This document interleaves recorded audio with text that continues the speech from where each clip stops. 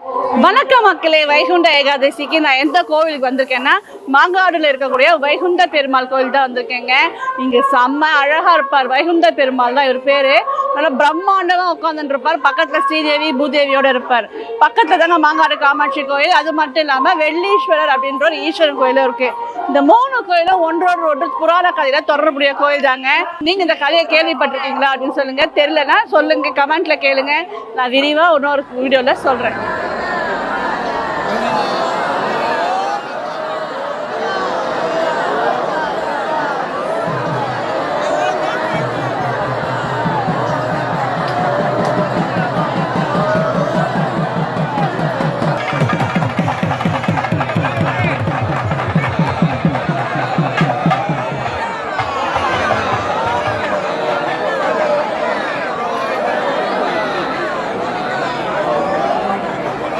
வரும்போது சொர்க்கவாசலாம் ரெடியாக இருந்தது. நம்ம வந்து ஒரு 10-15 நிமிஷத்தை சொர்க்கவாசத்தை வழியாக பெருமாள் வந்தார். அதை பார்க்கறதுக்கு அவ்வளோ அற்புதமாக இருந்தது. எல்லாரும் கோவிந்தா கோவிந்தான் கோஷமிட்டு பெருமாளை பார்க்கறதுக்கு அவ்வளோ அற்புதமாக இருந்ததுங்க.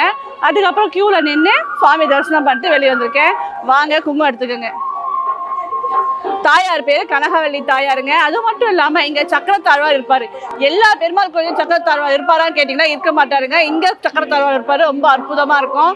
உங்களுக்கு டைம் கிடைச்சா ஒரு நாள் இந்த மாங்காடு வைகுந்த பெருமாளுக்கு வந்து கோவிலில் பெருமாளை தரிசனம் பண்ணுங்க. தேங்க்ஸ் ஃபார் வாட்சிங். பாய்.